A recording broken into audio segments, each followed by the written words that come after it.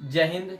आज मैं आप लोगों को इंग्लिश कॉन्वर्सेशन का ये 6 डेज है जो आपको बहुत ही यूजफुल टॉपिक पर बात करने जा रहे हैं, जो आपको प्रैक्टिस और कॉन्सिडेंसी की बात तो हुई है और डे 1 से ही हम लोग काफ़ी कॉन्सिडेंसी करते आ रहे हैं। और ये जो इंग्लिश कॉन्वर्सेशन है, जो हम पहले ही बता चुके हैं कि ग्रामर के रूल पढ़ने से नहीं सीखते, ये इंग्लिश कॉन्वर्सेशन का स्पोकन का कुछ अलग ही रूल है।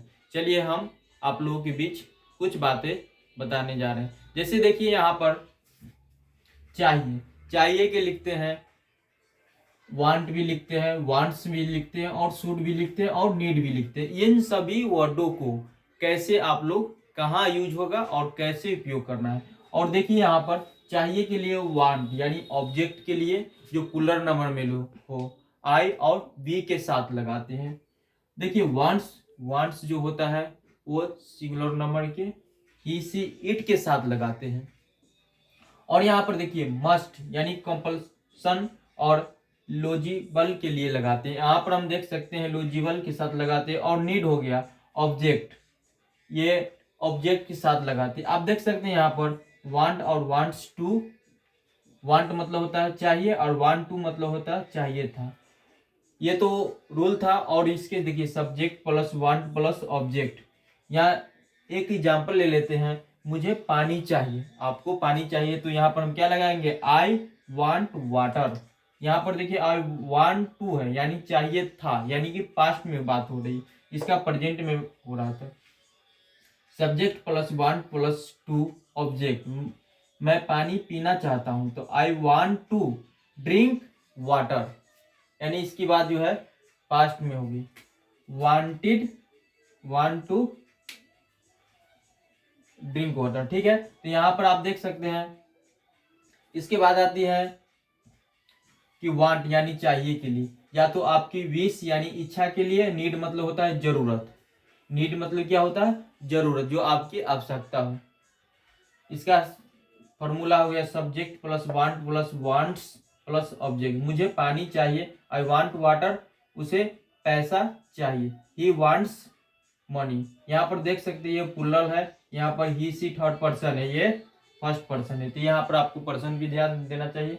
वांट, वांट के साथ आई वी यू दे अदर भी होता है। वांट्स के साथ ही सी इट एंड दे, ये आपको रूल हो गया। यहाँ पर हम देखिए वांट्स यानी वांट्स चाहिए, इसका प्रयोग हम सिंगुलर सब्जेक्ट एक वचन यानी कर्ता के साथ करते हैं। जब हम वांट्स यानी चाहिए इसका निगेटिव सेंटेंस बनाते हैं तो वहां पर हम डू नॉट का प्रयोग करते हैं। और नीचे भी लिखे थे, यहाँ पर देख सकते हैं वांटेड, वांटेड जो हो गया ये पास्ट के लिए होता है, subject plus wanted to object. मुझे कार चाहिए थी, आई वांटेड ए कार, हमें मुझे कार चाहिए थी।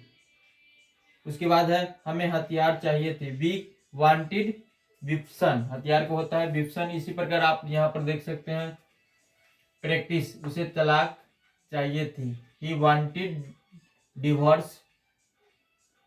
रीना को नई साइकिल चाहिए थी, Reena wanted a new cycle.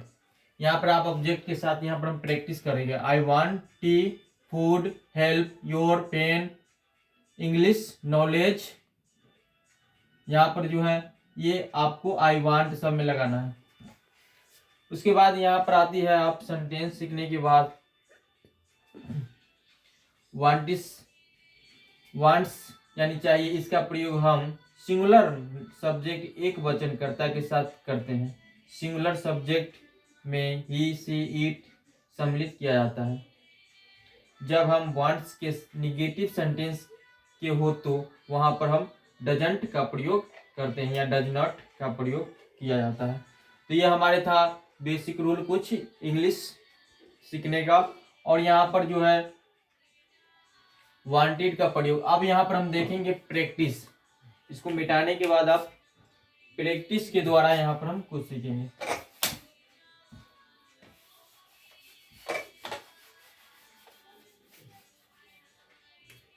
Practice, practice, मुझे आईफोन चाहिए थी। तो यहाँ पर मुझे आईफोन चाहिए थी, इसके लिए हम क्या बताए थे, आई, मुझे के लिए आई हो जाएगा और चाहिए थी तो वांटेड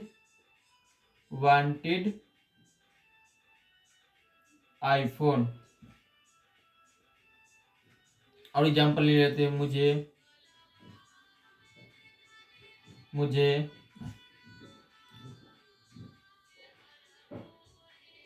पैसे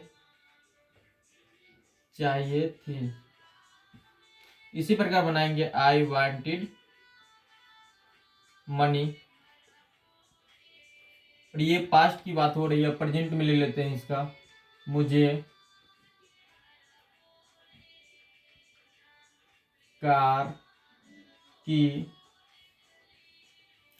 कार चाहिए।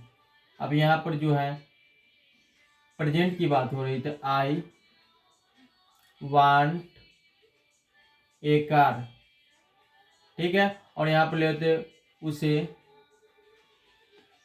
एक बाइक चाहिए।